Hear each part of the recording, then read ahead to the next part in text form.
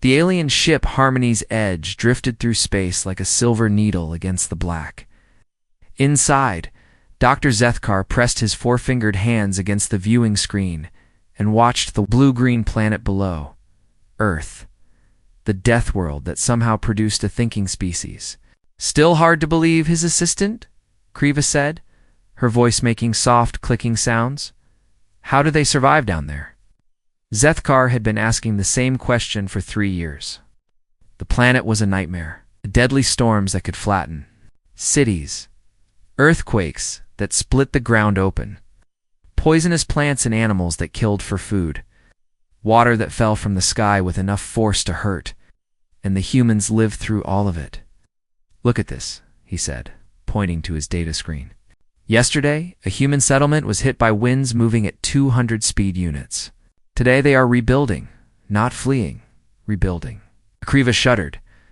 On her homeworld, such winds would mean the end of everything. They must be very strong. Strong, yes, but also... Zethkar paused, searching for the right word. When most species face danger, they run or hide. Humans face it and fight back. The communication board beeped. Zethkar turned to see a message coming in from the Galactic Council. The red priority seal made his blood turn cold. He opened the message and read it quickly. Then read it again. "What is it?" Kriva asked. Zethkar's voice was quiet. "The Veltar swarm. They have taken the Altair system." The words hung in the air like poison. Everyone in the galaxy knew about the Veltar swarm. They were the nightmare that parents used to scare children, living massive creatures that consumed everything in their path. They turned living beings into mindless drones. They had been sleeping for 1,000 years in the dark space between galaxies. Now they were awake. "How many worlds?" Kriva whispered. 7. All life consumed. The Council estimates 40 billion beings turned into swarm drones. Zethkar's hands shook as he read further. They tried to fight back. The Altair defense fleet had 300. Ships none survived. Kriva sank into her chair. They could not stop them. Who can? Zethkar looked back at the blue planet below. "The Council is desperate. They want to contact the humans, the Deathworlders." Kriva's voice cracked. "But they barely have space travel. They only reached their moon 50 years ago." "That may not matter," Zethkar said. He pulled up files on his screen. "Look at their history. They fight each other constantly. They have weapons that can destroy their own world. They live in places that would kill us in minutes. That makes them dangerous, not helpful, does it?" Zethkar touched the screen, showing images of human conflicts. "The Veltar swarm thinks like one mind. They plan, they organize, they attack in patterns. But humans? Look at this battle. They were surrounded, outnumbered 10 to 1. Any civilized species would surrender. What did they do? They dug holes in the ground and hid. They made weapons from metal scraps, fought for days without food or water, and they won." Zethkar's voice held wonder. "They won by doing things no sane species would try." Kriva studied the images. They are ... unpredictable. Exactly. The swarm adapts to logical tactics. It learns from organized attacks. But what if we sent something that does not think logically, something that fights in ways that make no sense? Meanwhile, far across the galaxy, Captain Jake Morrison sat in his command chair aboard the New Horizon. The ship was humanity's newest exploration vessel, sent to map the outer systems and look for signs of alien life.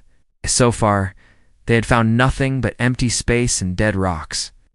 "Captain," his communications officer called out, "we are picking up something strange, a signal that is not from Earth." Morrison sat up straight. "Alien has to be, sir. It is coming from the Vega system. Very powerful transmission." Dr. Lisa Hayes, the ship's doctor, looked up from her medical reports. "Are we finally going to meet someone out here?" "Let's find out," Morrison said. "Put it on the main screen." The screen filled with static, then slowly cleared. A face appeared, definitely not human. The creature had large eyes, smooth skin, and a mouth that moved in strange ways. When it spoke, the computer translated its words.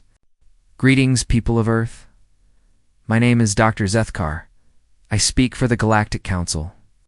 We have been watching your species for some time. Morrison felt his heart start beating faster. First contact, the moment humanity had dreamed about for centuries. We need your help, the alien continued. A great evil has awakened. The Veltar swarm threatens all life in the galaxy. We have tried to fight them, but our weapons are useless. Our strategies fail. We need someone who thinks differently. One who can fight in ways the swarm cannot predict. The alien paused, and Morrison could see fear in those large eyes. You come from what we call a death world, a place so dangerous that most species would die in ours. But you not only survive there, you thrive. You have evolved to fight, to adapt, to never give up. We hope, we pray, that these traits will help you succeed where we have failed. The message ended with coordinates and a request to meet at a neutral space station. Morrison stared at the blank screen. Round him, his crew sat in stunned silence. Captain, Security Chief Tony Rodriguez finally spoke. What do we do? Morrison looked around at his crew. Dr. Hayes with her steady hands that had saved lives in Earth's worst disasters. Engineer Amy Carter, who could fix anything with spare parts and determination. Tony Rodriguez, who had fought in wars across 3 continents. They were products of the death world, forged by hardship and struggle. We answer the call, Morrison said. Send a message to Earth Command. Tell them we have made contact. And tell them, paused, thinking of the fear in the alien's eyes. Tell them the galaxy needs Earth's children. The space station Concordia was unlike anything the humans had ever seen. It stretched for miles in all directions, a massive wheel spinning slowly in space. Strange ships from dozens of worlds docked at its ports. Captain Morrison felt his stomach turn as he watched the station grow larger on the screen. Never seen anything like it, Amy Carter whispered from her engineering station. Must have taken centuries to build. Look at the size of some of those ships, Tony Rodriguez said, pointing at the docking bays that one could carry our entire fleet inside it. Dr. Hayes checked her medical scanner. The station has artificial gravity and atmosphere. But I am reading dozens of different air mixtures. Each section is adjusted for different species. Morrison nodded. Stay alert, everyone. We represent all of humanity today. It's a new horizon. Docked with a soft bump, through the airlock came a strange sound, like music mixed with conversation in languages no human had ever heard. The door opened, and Morrison stepped into a new world. The corridor was huge, built for beings much larger than humans.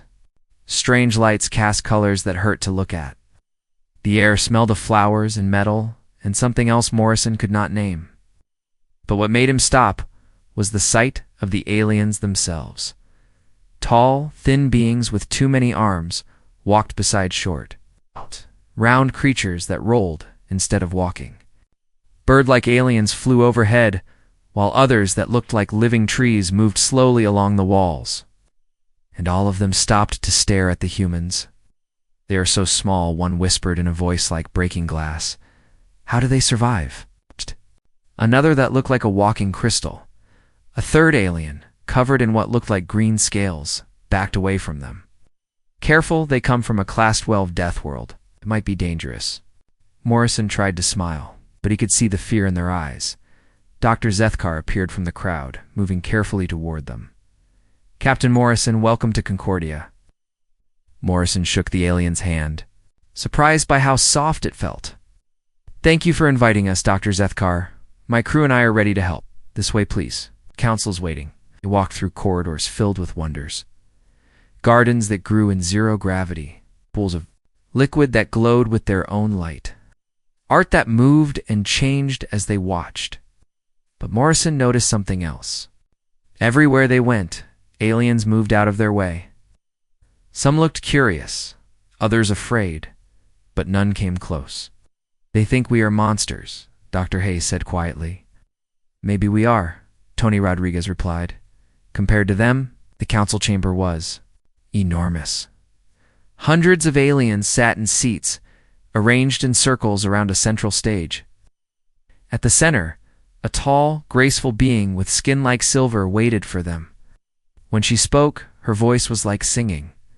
I am Council Speaker Yolandra. We welcome the humans to Concordia. Morrison stepped forward. Thank you, Speaker. We received your message about the Veltar swarm. We want to help. A murmur ran through the assembled aliens. Some sounded hopeful, others worried. The threat is greater than you know, Yolandra continued. A hologram appeared above them, showing a star map. Red dots marked the swarm's path. They have consumed 12 systems in the past month. Our fleets cannot stop them. Dr. Hayes studied the display.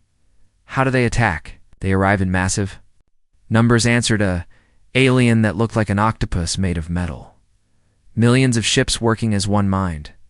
They overwhelm our defenses through pure numbers. What happens to the people? Morrison asked. The chamber fell silent. Finally, Yolandra spoke. They are consumed, transformed. Their bodies become part of the swarm, but their minds are lost forever. Amy Carter leaned forward. What weapons have you tried? Everything, said another alien, this one with 6 legs and crystals growing from its head.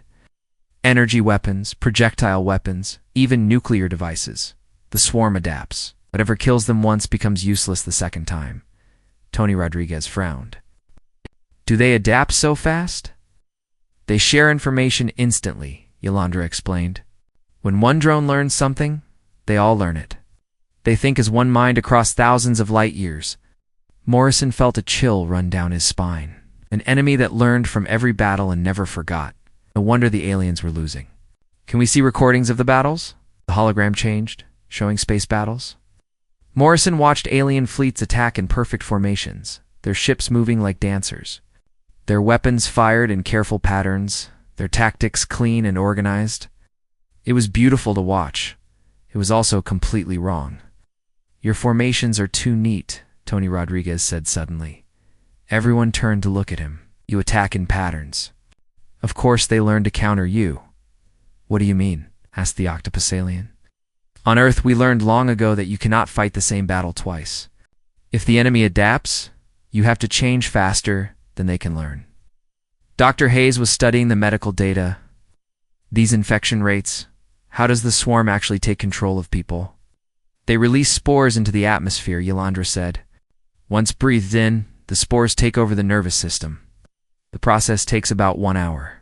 Only 1 hour. Dr. Hayes looked surprised. That is actually slow for a biological weapon. On Earth, we have diseases that work in minutes. The aliens stared at her in horror. Your world has such things. Many of them, Dr. Hayes replied calmly. We have been fighting biological threats for millions of years. Our immune systems are designed to handle multiple attacks at once. Amy Carter was looking at the technical data. Your ships are very advanced, but they are all the same design. When the swarm learns to counter one, they can counter all of them. Of course they are the same, said the crystal alien. Standardization is efficient. Why would we want different designs? Because different is harder to predict, Amy replied. On Earth, every army uses different equipment, different tactics. Makes it impossible for an enemy to prepare for everything. Morrison looked around the chamber. The aliens were staring at his crew with a mixture of fascination and fear. These peaceful, civilized beings had never learned to fight dirty. They had never needed to. We need to see the swarm for ourselves, Morrison said. Do you have any? Samples. The chamber erupted in frightened voices. Samples. Too dangerous. They could escape. Yolandra raised her hand for silence. We have some inactive samples in our highest security laboratory, but no one has been willing to study them closely. The risk of infection is too great. Amy Carter stood up. I will do it. The chamber fell silent. Yolandra stared at the human engineer. You would voluntarily expose yourself to the swarm? Someone has to, Amy replied. You cannot fight an enemy you do not understand. But if you become infected, then you space me before I become. Threat, Amy said simply. Better to lose one human than let the swarm spread. Morrison felt proud of his engineer, but also afraid. Amy, we can take precautions. Captain, with respect, this is what we do. Take risks others cannot take. We survive things others cannot survive. That is why they called us. Tony Rodriguez nodded. She is right. You're not here to play it safe. Dr. Hayes checked her medical kit. I will monitor her for signs of infection. If the process takes an hour, we should have time to stop it. Morrison looked at the alien council. Some looked horrified, others impressed. All of them looked like they were beginning to understand what humans really were. Very well, he said. Let's to your laboratory. Let us see what we are really. Fighting, Yolanda stood slowly. Follow me, and may the stars forgive us all for what we are about to do.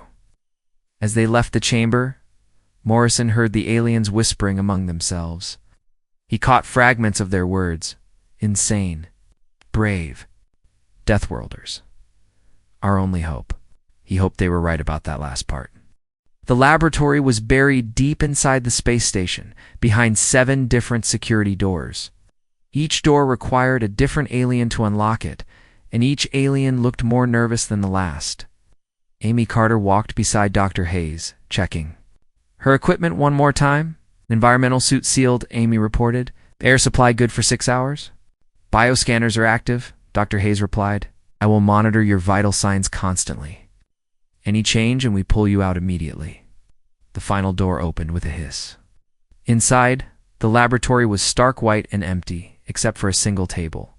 In the center, on the table sat a small container made of clear metal. Inside the container was a piece of something that looked like black meat, covered in tiny moving threads. That is it? Amy asked. That little piece? Yolanda nodded from behind a thick window. Do not let its size fool you. That fragment came from a swarm drone. It has been dormant for 3 days, but it is still alive. Amy approached the table slowly.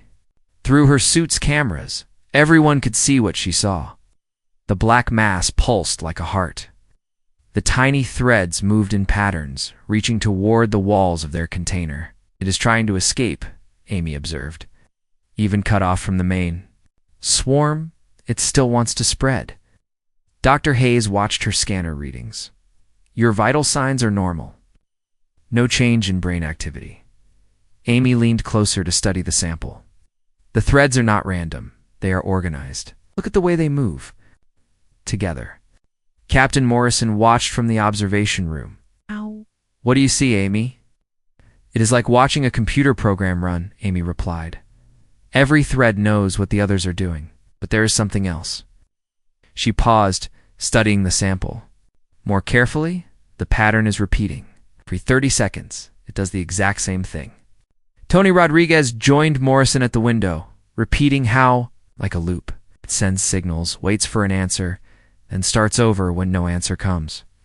Dr. Hayes checked her readings again. Still no signs of infection. Amy, do not get too close. I need to see what happens when it gets a response. Amy reached for the controls of the scanning equipment. What if I send it a signal back? Absolutely not. Yolanda said from her safe position. If you activate it, ... It might teach us something, Amy finished. Captain, permission to run a small test? Morrison thought for a moment. Every instinct told him it was dangerous. That was exactly why they were here. Proceed but carefully. Amy adjusted the scanner to send a weak signal toward the sample. The moment the signal reached it, the black mass came alive. The threads moved faster, reaching toward the source of the signal. The pulsing increased. It is responding, Amy said, excitedly. But look at the pattern now. It is different. Different how? Dr. Hayes asked, her voice tight with worry. Before it was just repeating the same signal over and over. Now it is ... adapting. Learning from my signal. Amy watched the readings on her screen. This is incredible. It is rewriting its own programming in real time. Suddenly alarms began blaring throughout the laboratory. Red lights flashed as automated. Systems activated. Amy looked up to see blast shields starting to close over the windows. What is happening? Morrison demanded. The sample has exceeded safe activity levels, an alien technician reported. The containment system is activating. Emergency protocols. Through the closing blast shields, they could see Amy still standing by the table. The sample was now glowing with a faint green light. The threads were moving so fast they looked like liquid. Amy, get out of there now, Morrison ordered. Wait. I am learning something important, Amy replied. She kept watching her scanners. The signal it is sending is not random. It is a map. A map of what? Star positions. Jump points.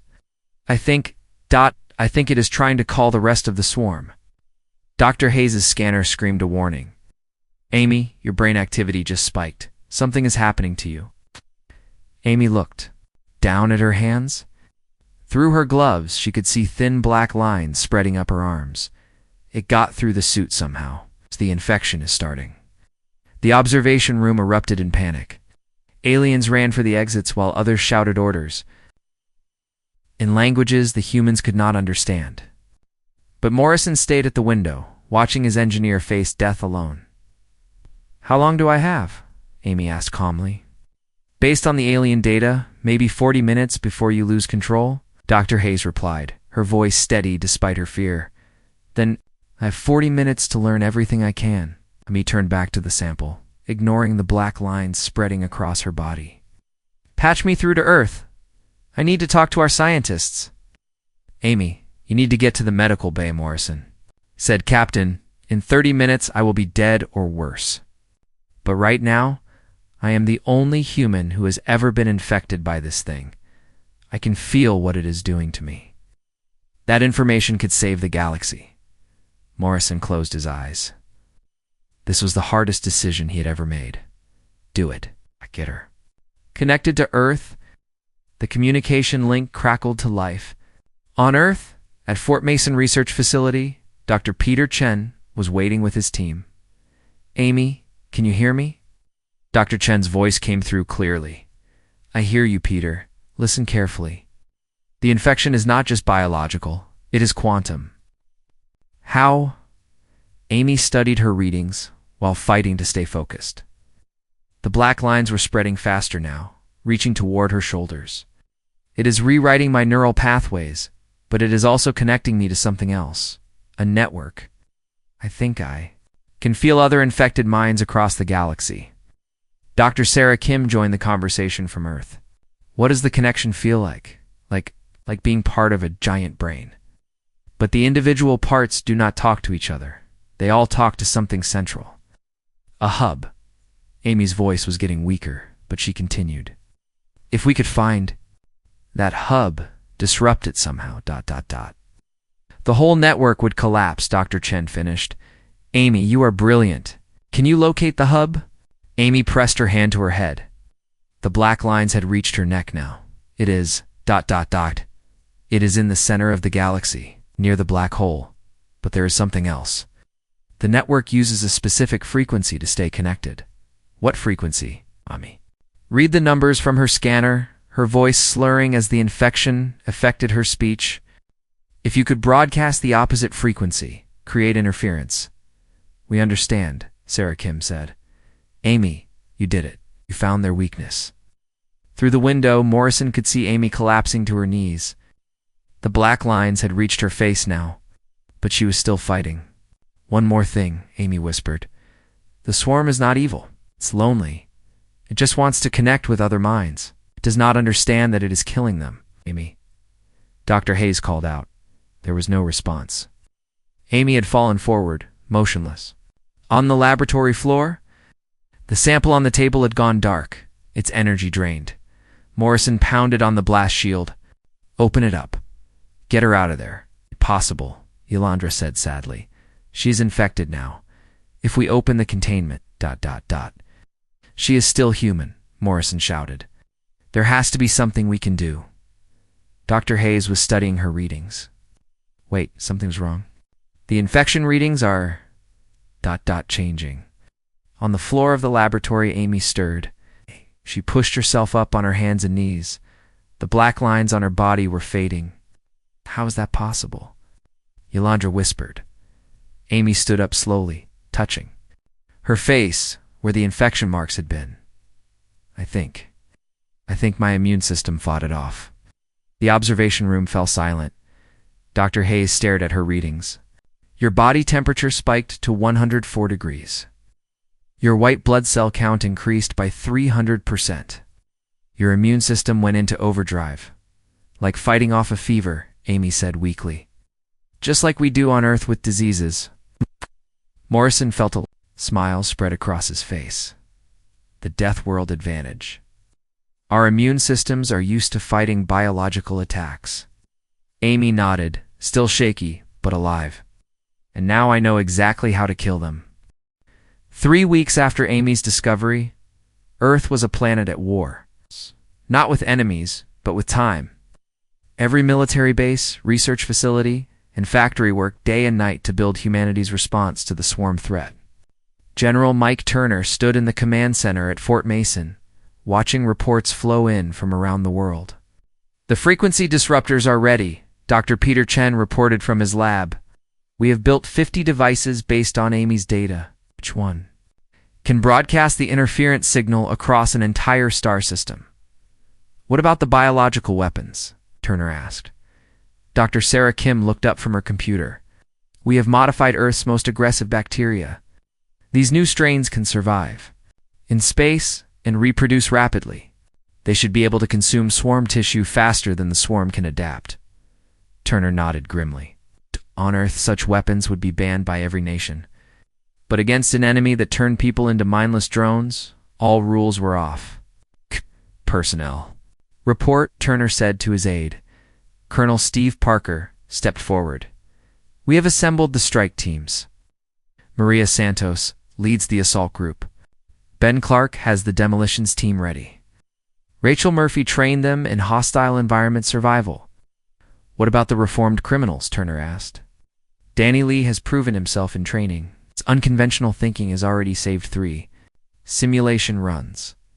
The alien observers were disturbed by his methods. Turner almost smiled. Good. Disturbed is what we want. If our own allies cannot predict what we will do, neither can the swarm. Meanwhile, Captain Morrison was preparing the New Horizon for its most dangerous mission yet. The ship had been modified with new weapons and armor, but it still looked small compared to the alien warships around it. Dr. Hayes was checking the medical supplies when Tony Rodriguez approached her. Doc, I need to ask you something, Tony said quietly. This immunity Amy discovered, will it work for all of us? Dr. Hayes paused in her work. Honestly, I do not know. Amy was exposed to a small sample for a short time. A full swarm assault might be different, but we are going in anyway. Yes, because someone has to. Tony nodded, just wanted to know what we were facing. At the same time, the alien fleet was gathering near the swarm's next target, Kepler. The system had 4 inhabited worlds and 8 billion people. The swarm would arrive in 6 hours. Admiral Yolandra commanded the alien forces from her flagship Eternal Peace. Her bridge crew moved with precise coordination following battle plans. Refined over centuries, everything was organized, efficient, and predictable. The human fleet was different. 12 ships of various sizes and designs, each modified differently. No 2 ships carried the same weapons or used the same tactics. They moved in loose formations that looked chaotic to alien eyes. Human fleet, this is Admiral Yolandra. Please confirm your battle positions. Captain Morrison's voice came back over the radio. We are ready, Admiral, but we will not be following standard formations. But how will we coordinate our attacks? If you handle the main swarm fleet, leave the infiltration to us. Yolandra felt a chill. The humans were planning something, but they had not shared their strategy with anyone. In every galactic battle, all forces worked together under unified command. The humans were breaking every rule of civilized warfare. Contact on long-range sensors, reported her tactical officer. The swarm is arriving, space filled with horror. Thousands of black ships emerged from hyperspace, moving like a living cloud toward the Kepler system. Built from the remains of conquered worlds, some looked like twisted metal sculptures. Others pulsed with organic growth. All of them moved with perfect coordination. All ships assume battle formation, Yolandra ordered. The alien fleet moved into position, creating a defensive wall between the swarm and the planets. Their ships gleamed in the starlight, weapons charged and ready. It was a beautiful sight. The swarm attacked without warning. Black ships dove through the alien formation like sharks through a school of fish. Energy weapons fired in perfect patterns. each shot calculated for maximum effect. The alien fleet responded with their own precise volleys. It was exactly what the swarm expected. "They're adapting to our weapons," Yolandra's tactical officer reported. "Energy shields are becoming more effective with each exchange. Continue firing. Maintain formation discipline." But the human ships had vanished from the main battle. Morrison led his small fleet around the edge of the fighting, moving toward the planets below. His ships used no formation at all. They scattered, like leaves in the wind, each following its own path. "Maria, take your team to the surface of Kepler-3, Morrison ordered. "Ben, hit their supply lines. Rachel, find us a back door into their command structure." The human plan was insane. Instead of fighting the main swarm fleet, they were going directly to the planets the swarm was trying to consume. Instead of protecting the worlds, they were landing on them. Maria Santos's assault ship Defiance dropped through the atmosphere of Kepler-3 like a falling star. The planet was already partially consumed. Black growth covered entire continents. Swarm drones moved across the surface in organized groups. "Landing zone is hot," Maria reported as her ship touched down in the middle of a swarm stronghold. "Are completely surrounded." "Good," came Danny Lee's voice from the back of the ship. "Now they cannot escape." The assault team poured out of the ship, firing weapons that no civilized species would ever create. Biological agents that ate through swarm armor. Sonic weapons that disrupted their communication. Explosive devices that scattered burning chemicals. Across wide areas, the swarm drones tried to adapt, but human tactics made no sense. Danny Lee's team attacked from underground, using tunnels they dug with mining equipment. Rachel Murphy's group moved through swamps that the swarm had ignored, thinking nothing could survive in such toxic environments. Ben Clark's demolitions team was hitting swarm ships in space, but not with normal weapons. They used suicide drones. Loaded with Earth's most dangerous bacteria, each impact spread the biological agents through the enemy fleet. "This is impossible," a swarm commander broadcast on all frequencies. Its voice was like screaming metal. "How do they fight without coordination? How do they survive in environments that should kill them?" Amy Carter, now recovered and commanding the technical support ship, answered back. "Because we come from a world that tried to kill us every day, we learned to fight everything, including things that think like us." The swarm tried to respond by sending more drones to the planets. The humans had prepared for that too.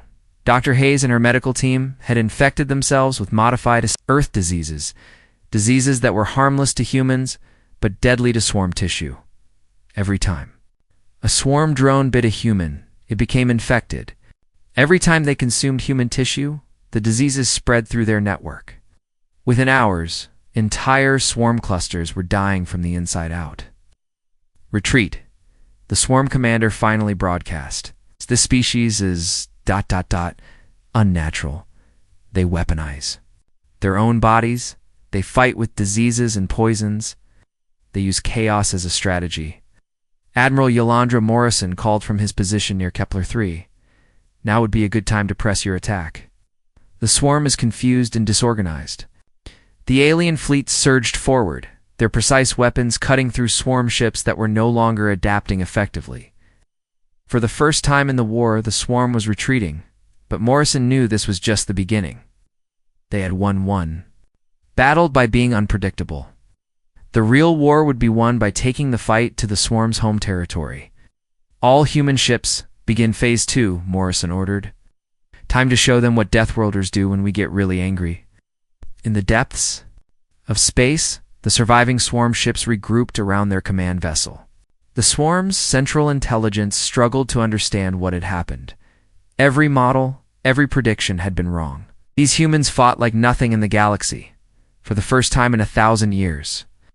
The swarm felt something it had never experienced before: fear. The core of the galaxy was a place no civilized species dared to go. Near the massive black hole at the center, space itself twisted and turned. Radiation levels would kill most beings in minutes. Gravity pulled ships apart if they got too close. It was the perfect hiding place for something that did not want to be found. Captain Morrison stood on the bridge of the New Horizon, watching the nightmare landscape ahead. Around his ship, The combined human fleet moved through space that seemed to bend and flow like water.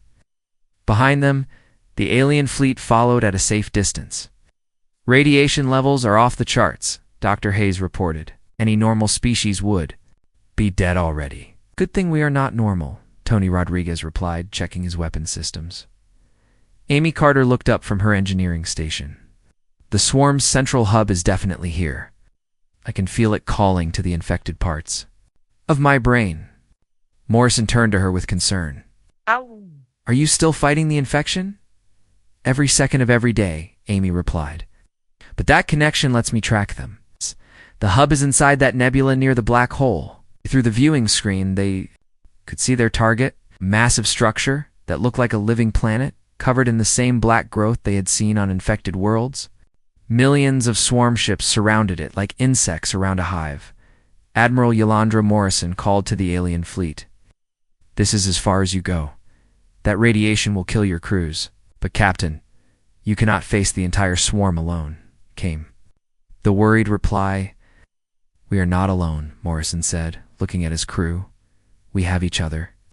And we have something the swarm does not understand." "What is that?" Morrison smiled grimly.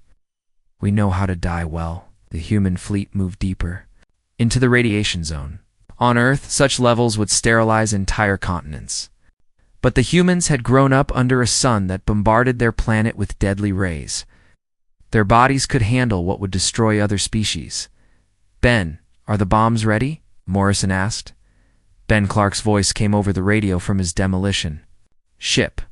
50 quantum disruptors, armed and ready, plus enough biological weapons to infect half the galaxy. "Rachel, Danny, are your teams in position?" "Ready for insertion," Rachel Murphy replied from her stealth ship.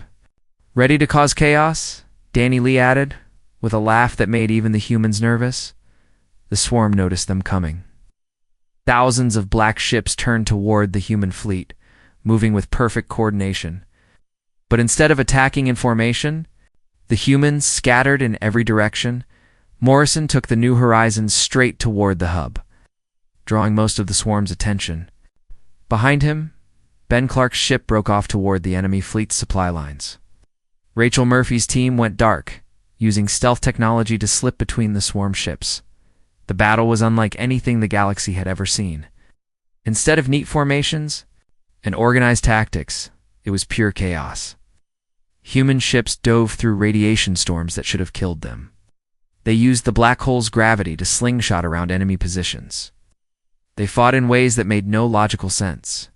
"Maria, take your team to the surface," Morrison ordered as they approached the hub. "On our way, Captain," Maria Santos replied.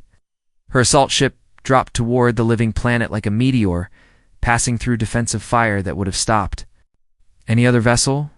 The surface of the hub was a nightmare of twisted metal and living tissue. Swarm drones moved in perfect patterns, tending to massive structures that pulsed with energy. At the center of it all was something that hurt to look at, a massive brain made of pure quantum energy. Maria's team landed hard, their ship's armor smoking from the impact. They poured out into an environment that was more hostile than anything. On Earth, the air was poison, the ground was alive, and everything around them wanted to kill them. "This place makes home look like paradise," Maria muttered, shooting at swarm drones with weapons that sprayed burning chemicals. Danny Lee was already setting charges on the support structures, just like demolishing a building back home. "Find the weak points and let gravity do the rest." Rachel Murphy led her team through tunnels filled with corrosive gas. On Earth, she had trained in caves where one wrong step meant death. This was just another hostile environment to survive. Meanwhile, Dr. Hayes was fighting a different kind of battle aboard the New Horizon. The infected parts of Amy's brain were getting stronger as they got closer to the hub. The swarm was trying to take control of her completely.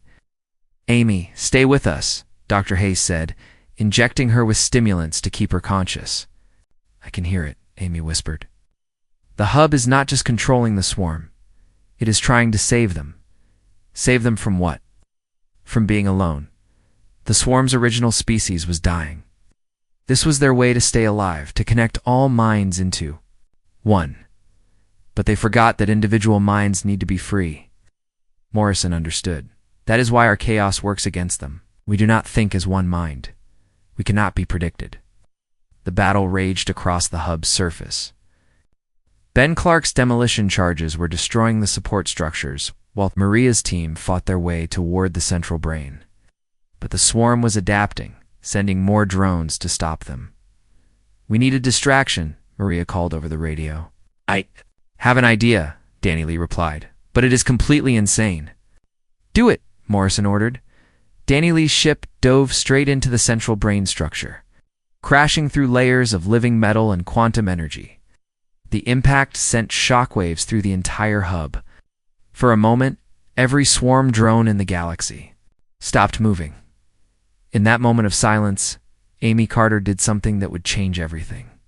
She opened her mind completely to the swarm's network. But instead of letting it control her, she sent it something it had never experienced before. She sent it the memory of choice. Human memories flooded through the network, the feeling of making decisions, of being individual, of being free. Across the galaxy, swarm drones began to remember what they had been before the infection. "The network is collapsing," Amy reported, tears streaming down her face. "They are remembering who they used to be." On the hub's surface, the massive brain began to crack. The swarm drones stopped fighting and began helping the humans destroy the structures that had imprisoned their minds. "All teams, evacuate now," Morrison ordered. "This whole place is coming apart." The human ships fled as the hub collapsed into the black hole. Behind them, millions of swarm ships were breaking apart.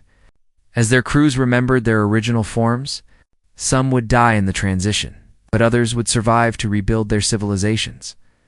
3 months later, Captain Morrison stood in the council chamber on Concordia. The hall was packed with representatives from hundreds of worlds, all wanting to thank the humans who had saved the galaxy. "The Galactic Council formally welcomes humanity as our newest members," Speaker Yolandra announced. "With all the rights and responsibilities that entails." Admiral Kevin Brooks, who had come from Earth for the ceremony, stepped forward. "We accept with honor. But we hope this will be the beginning of friendship, not just alliance." After the ceremony, Morrison found himself on an observation deck with his crew. Through the window, they could see Earth in the distance, a small blue dot among the stars. "Think we will ever go home?" Tony Rodriguez asked. "Home is not a place," Dr. Hayes replied. "It is who you choose to stand with." Amy Carter, fully recovered from her infection, smiled at her friends. "Besides, someone needs to keep an eye on all these civilized species. Make sure they remember that sometimes you need a little chaos to keep things interesting." Laughed. "Something tells me we are going to be very busy." On Earth, children played games about the brave humans who saved the galaxy. They pretended to be Maria Santos, fighting impossible odds. They imagined being Amy Carter, facing infection. To save others, they dreamed of being heroes like the Deathworlders who answered when the galaxy called for help, and in the depths of space. On worlds that were slowly healing from the swarm's touch, other species looked up at the stars and wondered what other impossible things humans might do next. The galaxy was a safer place now.